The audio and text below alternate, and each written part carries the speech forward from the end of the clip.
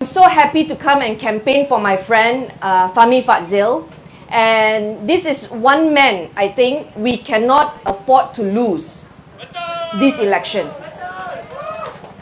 If you want to sacrifice any MPs because you want to throw out your frustration or anger, please don't pick Fahmi Fadzil.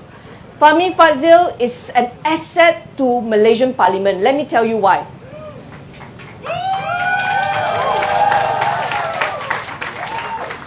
When I first started joining politics, by the time I entered politics at the age of 28 and contested at the age of 29, I already had 3 years experience as a lawyer and then 2 years into event management, and then I joined politics. And so for me, I felt that my experience in the working life, struggling to find meaning in my work as a young graduate in Kuala Lumpur in Klang Valley. I grew up in middle class community in Subang Jaya. I studied hard to graduate from law school and ended up with my first pay, 1,800 ringgit, as a fresh grad lawyer. But despite having 1,800 ringgit, I could not have any savings at the end of the month. And I can tell you that many young people in Klang Valley struggle like me. And because of that struggle, I remember very well driving along highways like the LDP. And honestly, there were days I was not sure whether I had enough money to cross the toll. And I think a lot of young people, this is not an isolated case. This is not something that people are proud to talk about. But it's a real struggle. There are days we struggle whether or not we would be able to pay just to cross on one highway, especially at the end of the month. And if not for our parents in the Klang Valley subsidizing us, there's no way young people can survive.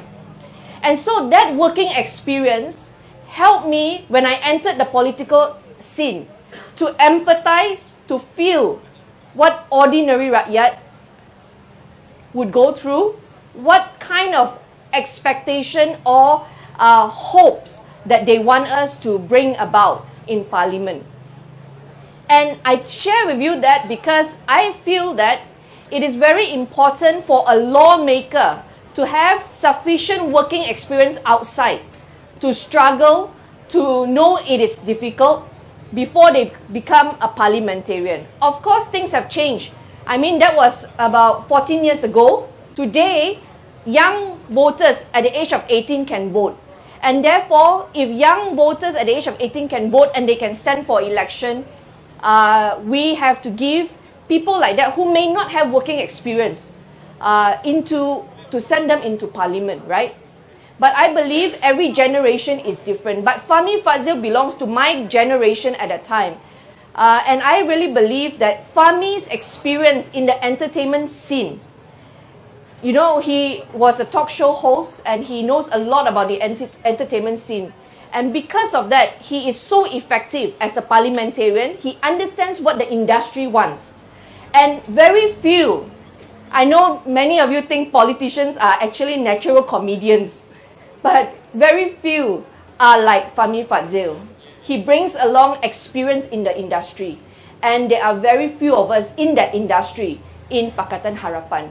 So you need to ensure, people of Lembah Pantai, that you give your vote and your support to Fahmi Fadzil. It's very scary. I mean, in Klang Valley, people come out and when you look at this canopy here, Harapan is full. And you look at the canopy at the back, it's empty. And then in your mind, you think, no need to campaign so hard lah. No need to come out to queue also because Fahmi Fadzil will win. If everybody has that kind of mindset, then we are finished on the 19th of November. Okay? Every vote counts. Your effort to come out to Ceramah on a Saturday night like that, you must make it count. Don't, after such effort, you go home and you think Fahmi is going to win, no need to come out and queue and vote. You cannot think like that. In fact, I want to challenge all of you, you need to help Fahmi Fadzil campaign.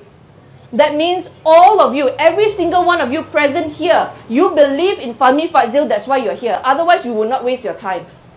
Because of that, it is not enough to be a spectator of Fahmi Fadzil's campaign. There are many areas in Lembah Pantai that are at risk of losing. Because of that, you have to take it upon yourself. Even though you don't wear a Fahmi Fadzil's t-shirt, you must be a campaigner for Fahmi Fadzil. Because we cannot afford to lose a parliamentarian like Fahmi Fadzil. And because if you allow Barisan Nasional to break this fort in Klang Valley, in Kuala Lumpur, you allow it to break. Now they are trying to break into Sungai Buloh. But if you allow Barisan Nasional even one seat like that, we might never take it back for another 10-14 years. So we cannot afford.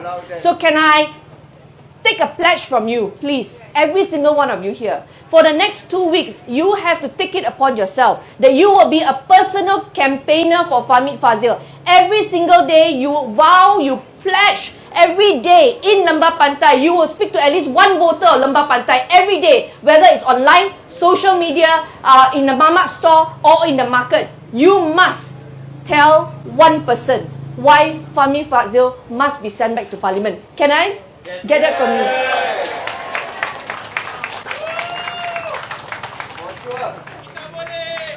You know, 2018, I left Selangor and I came to KL.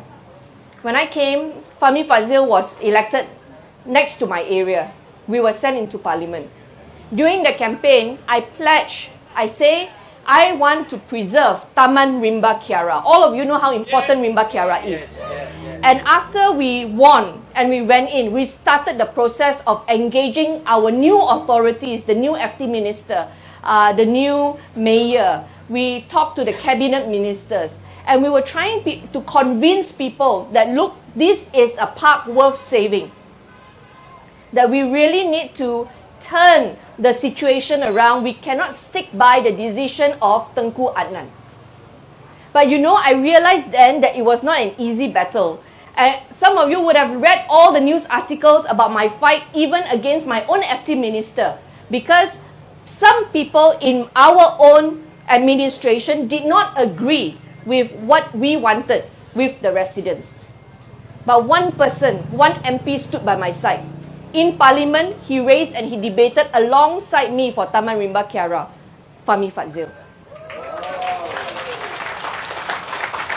When I had a town hall, 500 people of Taman Tun came to support preserving Taman Rimba Kiara. One MP, of course there were a few more, but Fahmi Fadzil never failed to show up. And his fight for Rimba Kiara was consistent with me for the last 5 years.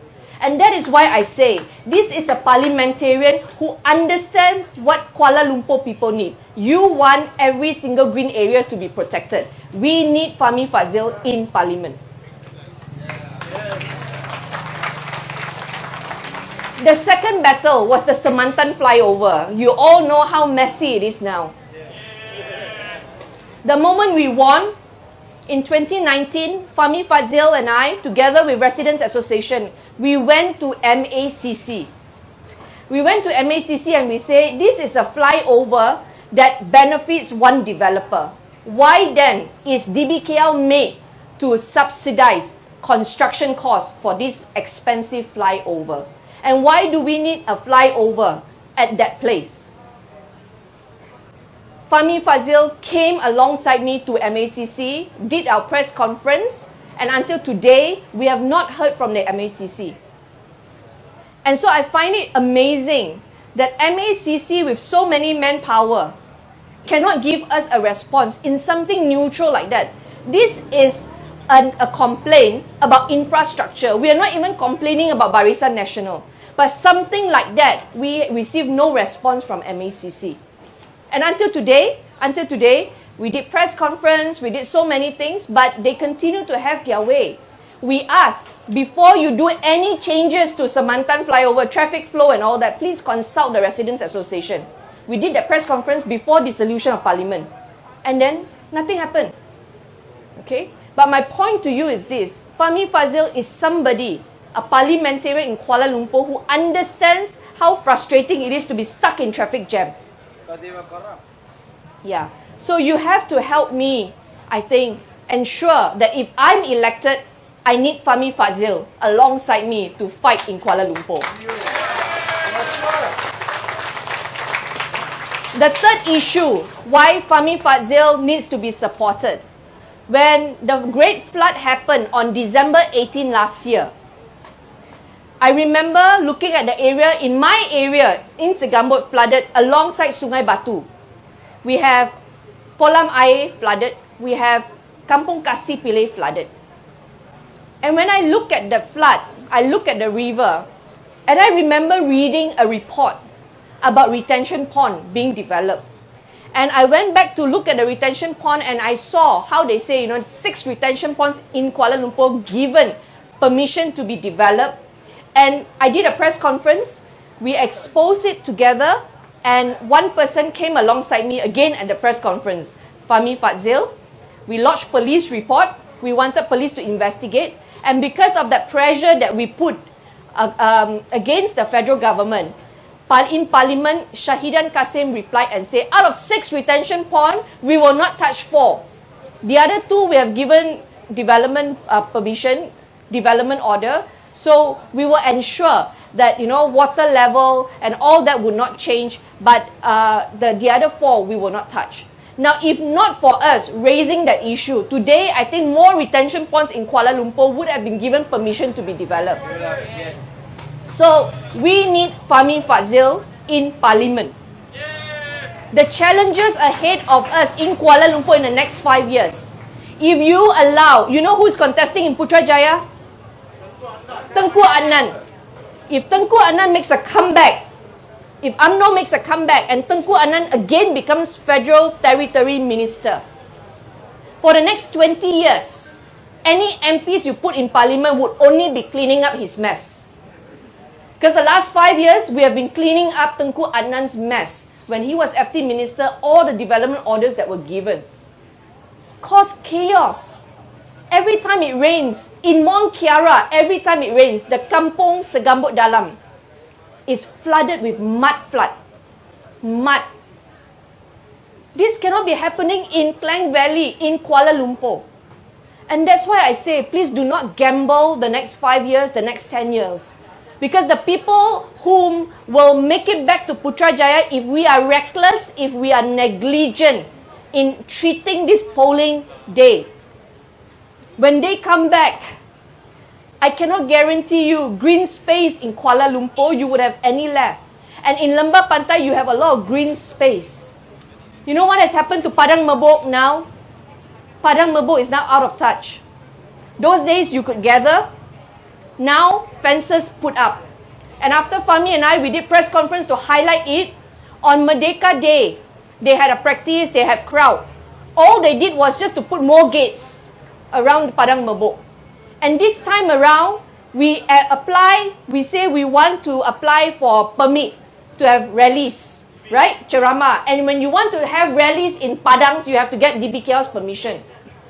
The first thing they said to us is, you cannot touch Padang Mebok, you cannot apply. So what was a public park is now no longer accessible for public to go and attend rallies. Those days when we were in power, PAS gathered there, against us. We gave a lot of freedom in that 22 months. So this, please, you cannot afford to have BN or PN back.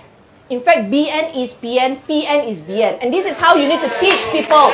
When you help campaign for Fahmi Fadzil, you have to say every word you see on the ballot paper. When there's a national word, nasional, you do not pangkar. You reject. Make sure you do not pangkar any word. Barisan Nasional or Perikatan Nasional, and we tell them, doesn't matter what blue they put up. They are trying to differentiate themselves. Please, no national party. Barisan Nasional, Perikatan Nasional, there should be no room for them in Putrajaya next election because it's enough of this mess in the last 2 years. I want to end with this. Let's look at what Barisan Nasional has promised now. They say that when they win, Ismail Sabri would be your Prime Minister. They say this is a poster boy. You know what's a poster boy? BTS. My generation, New Kids on the Block. Your generation, Elvis Presley. Poster boys are meant to be inspiring. Poster boys, Fahmi is a poster boy. Poster boys are meant to capture your imagination. You look at it every day, you put up a poster in your room, wow, so pleasant, so handsome, so inspiring. I want to attend this person's concert. I want to be where this person is. If you give me a poster boy like Ismail Sabri, I don't want to be where he is. Because where he is not pleasant. He cannot speak properly. It is true. I think Ismail Sabri does not have what it takes to be a prime minister to lead us in the next 10 years.